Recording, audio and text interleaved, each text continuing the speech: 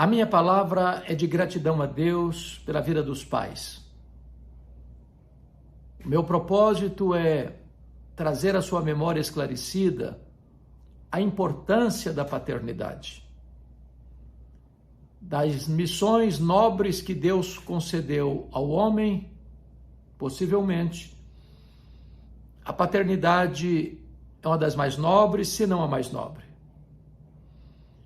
Não adianta o homem auferir vantagens, conquistar vitórias esplêndidas, reunir um acervo financeiro robusto, conquistar medalhas de honra ao mérito e levantar troféus das conquistas as mais solenes e célebres, se ele sofre uma derrota acachapante dentro de casa. A paternidade é certamente uma missão não fácil. Talvez é mais fácil ser um herói fora dos portões do que ser respeitado dentro dos muros. Talvez é mais fácil conquistar batalhas do que conquistar o coração dos filhos. Talvez é mais fácil influenciar pessoas estranhas do que imprimir respeito, admiração, reverência e obediência no coração dos filhos. Homens célebres na história que granjearam fama e sucesso sofreram derrotas tristes dentro de casa. Homens que foram aplaudidos por multidões não tiveram o mesmo eco de admiração dentro do lar. Talvez a Bíblia nos ajude a compreender isso do ponto de vista de exemplos. E eu quero trazer aqui pelo menos 3 exemplos bíblicos. O primeiro deles é Samuel, o último juiz de Israel e o maior deles, homem probo, íntegro, de vida ilibada, de conduta irrepreensível, que governou o seu povo da sua juventude à sua velhice, a ponto de, no final da vida, dar um relatório à nação e poder demonstrar que, ao longo do seu governo, que foi exercido tanto no campo político quanto no campo religioso, porque também era sacerdote, não houve sequer um flanco aberto, uma ponta solta, algum crime ou desvio ou corrupção em sua administração. Um exemplo para a nossa geração. Entretanto, Samuel não logrou êxito na criação dos seus filhos. Seus filhos não eram honestos como ele era honesto. Eram avarentos, amantes do dinheiro, amantes do sucesso. E em virtude disso, o povo de Israel não aceitou a liderança dos seus filhos e reivindicou um rei, começando então a monarquia em Israel, em substituição à teocracia. Se avançarmos um pouco mais na história, veremos o segundo exemplo em Davi, que foi o maior rei de Israel, o homem segundo o coração de Deus. Não sem defeito, mas de coração quebrantado. Ele fortaleceu Israel, granjeou fortunas, acumulou riquezas, obteve esplêndidas vitórias sobre seus inimigos e ampliou o território de Israel. Porém, sofreu derrotas amargas dentro do lar. Aminon, seu filho mais velho, violentou a sua irmã Tamar. Absalão, irmão de Tamar, planejou e executou a morte de Aminon. Absalão foge de Israel para escapar da perseguição do pai, e esse imbróglio familiar durou 11 anos. Após o que, Absalão conspira contra o pai para tirar-lhe a vida e tomar-lhe o trono. E nessa empreitada, Absalão morre. Mais tarde, Davi nomeia e consagra Salomão como seu sucessor.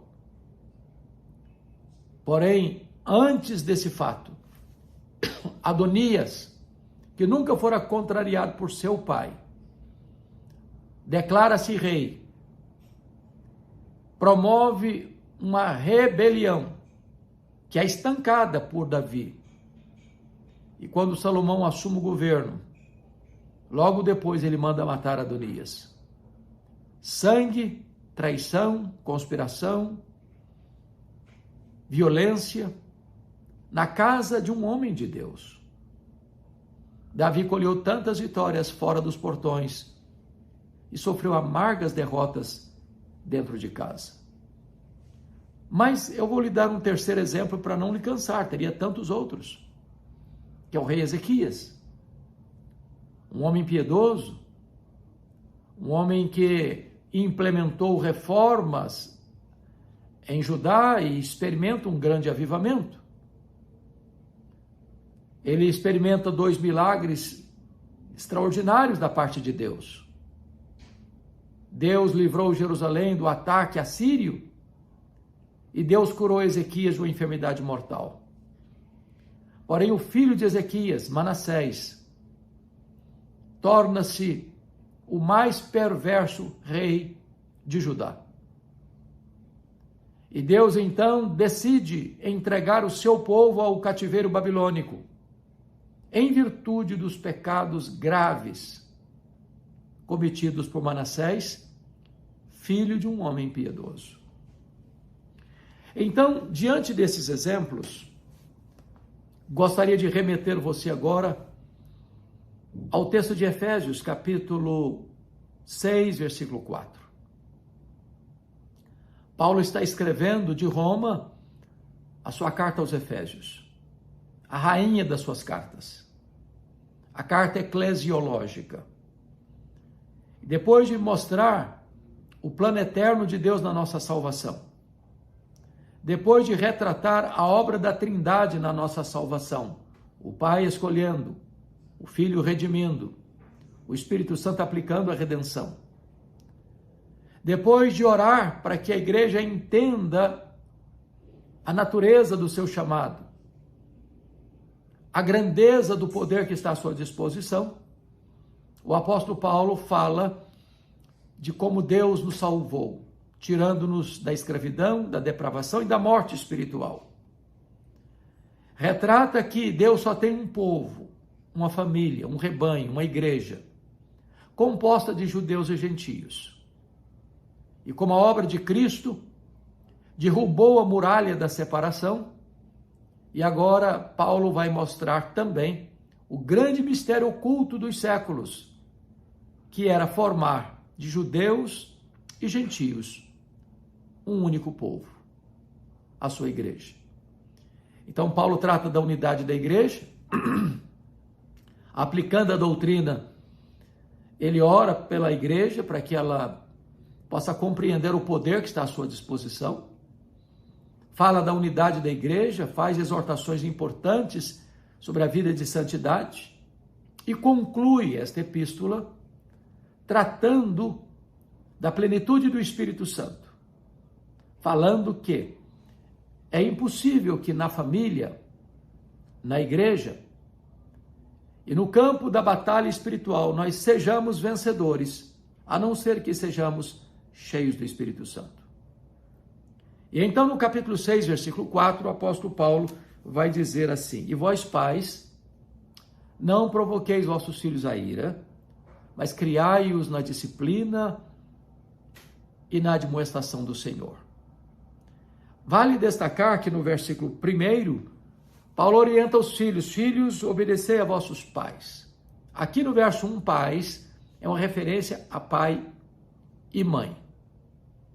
Os filhos precisam obedecer e honrar pai e mãe. Aliás, este é o 5º mandamento com promessa. Este faz parte das tábuas da lei, como mandamento moral, princípio e preceito de cláusula pétrea que não é abrogado. Então, agora Paulo retoma este assunto e diz assim: e vós, pais.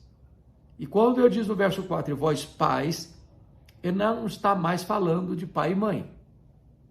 Ele está falando dos pais, homens. Por quê? Porque dentro dos preceitos divinos, o homem, o marido, o pai, é o responsável pela educação, formação espiritual de seus filhos. Claro que isso não dispensa a participação das mães, a influência fundamental das mães, o aconselhamento e o ensino das mães, mas significa que Deus vai cobrar do homem, do marido, a responsabilidade da educação dos filhos. E num regime de pátria potestas, onde os pais tinham direito de vida ou morte sobre os filhos, Paulo começa colocando limitação no papel dos pais.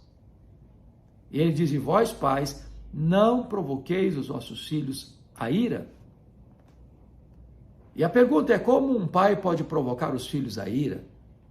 Em primeiro lugar, quando os pais privilegiam um filho em detrimento do outro, ou dá mais prestígio a um filho do que outro, comparando os filhos, gerando no coração deles emulação e ciúmes, como aconteceu na família de Jacó, que amava mais a José do que os seus irmãos, e isso gerou uma guerra dentro de casa.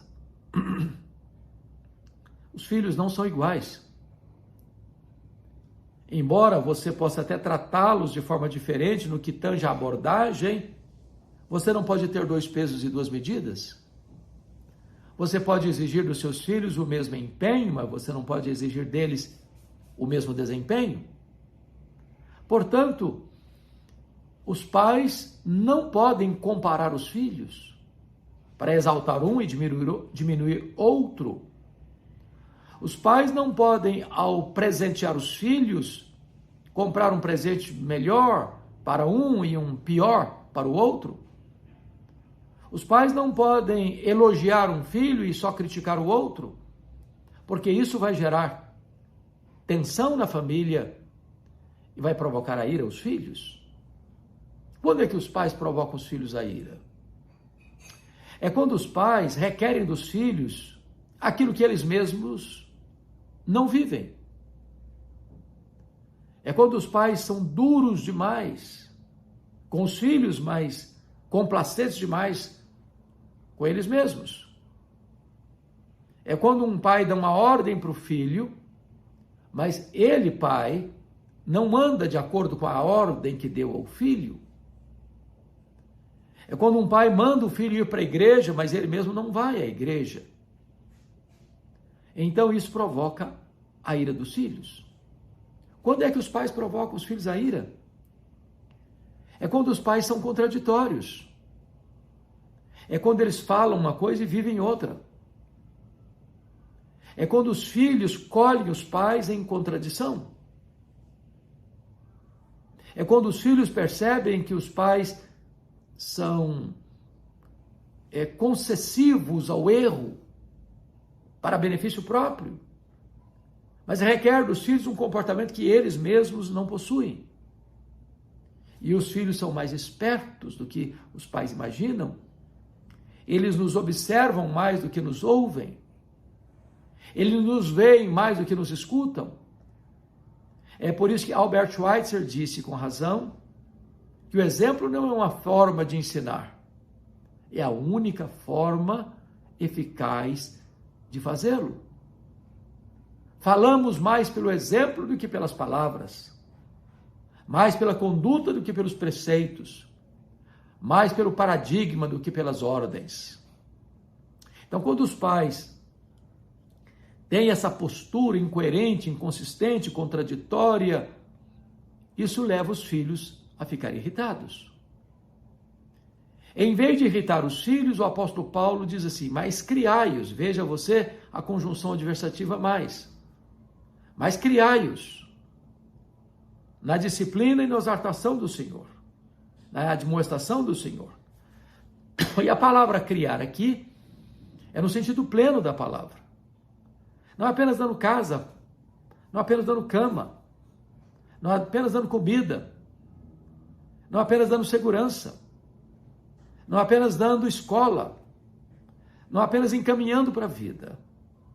Mas os pais precisam criar os filhos no sentido pleno da palavra, formando-os, forjando neles o caráter de Cristo, instruindo-os na verdade, dando a eles todo o suporte físico, emocional, moral e espiritual, para que eles possam avançar vitoriosamente na vida, plantando princípios e valores no coração deles, para que amanhã, quando estiverem aí no mercado de trabalho, numa sociedade competitiva e às vezes até feroz, esses filhos possam ter discernimento, sabedoria, para fazerem as melhores escolhas, para o bem deles e para a glória de Deus. Então os pais precisam criar os filhos, educar os filhos, forjar um caráter nobre nos filhos, ensinar pela palavra e pelo preceito e pelo exemplo os valores absolutos do reino de Deus. Agora, então Paulo detalha-se, criai-os na disciplina e na admoestação do Senhor. A disciplina, mais do que palavras, são ações. Porque os filhos precisam ter limites. Os filhos precisam saber o que é certo e o que é errado. Os pais precisam enaltecer os filhos, elogiá-los, encorajá-los quando acertam e precisa também exortá-los e adverti-los quando estiverem errados. Os pais não podem aplaudir o erro, ou a indisciplina, ou a rebeldia dos filhos. Os pais precisam temperar exortação com elogio.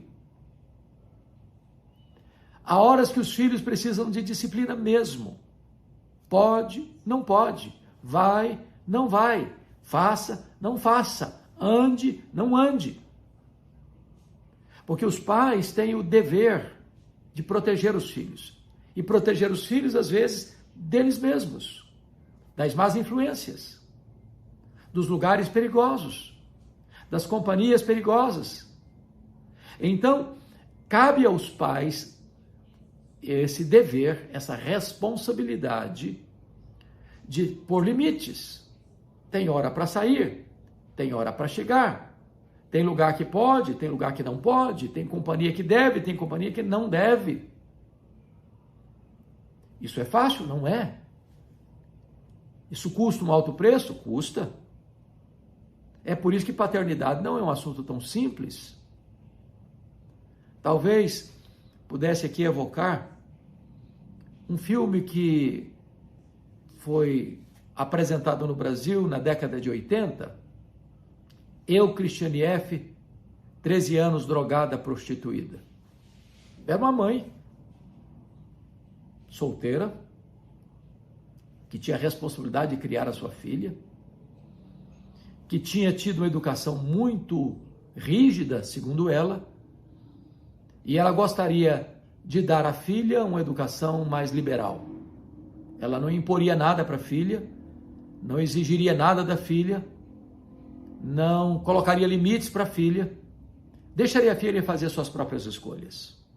E essa menina, então, não tendo freios, não tendo parâmetros, não tendo balizas, não tendo referências, ela se perdeu. E com 13 anos, essa menina estava drogada e prostituída. A mãe, pensando que estava fazendo melhor para ela, estava condenando a filha a uma derrota fatídica. Os pais precisam criar os filhos na disciplina do Senhor. Mas também Paulo diz que os pais precisam criar os filhos na admoestação do Senhor. E a admoestação já não é mais atitude, gestos, ações, são palavras. É a exortação verbal. É o aconselhamento noutético. É o confronto. é chamar para uma conversa. Não é jogar o problema debaixo do tapete. Não é adiar a conversa por constrangimento ou por não querer contrariar os filhos. É preciso ter coragem, amor, para admoestar os filhos. Meu filho, esse caminho não é bom. Minha filha, esse caminho não serve. Meu filho, essa decisão não é boa. Minha filha, essa decisão vai trazer consequências tristes. Meu filho, esse namoro é bom. Meu filho, esse namoro aqui é preocupante. Meu filho, você não deve andar com essas companhias. Meu filho, você deve andar com gente melhor do que você. Meu filho, você precisa observar os preceitos de Deus. Meu filho, você precisa ler a Bíblia, você precisa orar, você precisa participar da casa de Deus, você precisa estar envolvido com as coisas nobres da vida. São palavras, são exortações verbais, são advertências, admoestações. O resultado disso certamente é maravilhoso. Porque filhos bem formados, bem criados, bem instruídos, bem forjados na disciplina e na educação familiar, são filhos preparados para a vida, que vão amanhã constituir famílias com os mesmos valores, com os mesmos princípios. Isso vai abençoar as futuras gerações. Então, na ocasião da celebração do Dia dos Pais, eu quero trazer essa palavra a você. Primeiro, parabenizando você, pai, pelo seu dia. Segundo, encorajando você a investir o melhor do seu tempo na vida dos seus filhos. Nenhum sucesso vai compensar se você fracassar como pai, como instrutor, como conselheiro, como sacerdote do seu lar. Que Deus abençoe sua vida. Que Deus abençoe sua casa, que Deus abençoe sua família, que Deus abençoe seus filhos. E se esta mensagem foi oportuna para você, quem sabe você possa compartilhá-la com outras pessoas. Se você ainda não acionou aí o sininho para você ser notificado das novas mensagens, faça isso. Todo dia tem mensagens novas aqui no meu canal do YouTube. Inscreva-se nele e participe conosco desta grande obra que é levar a palavra de Deus a todos os rincões da nação brasileira, a todas as nações da terra. Deus abençoe sua vida, Deus abençoe a sua família.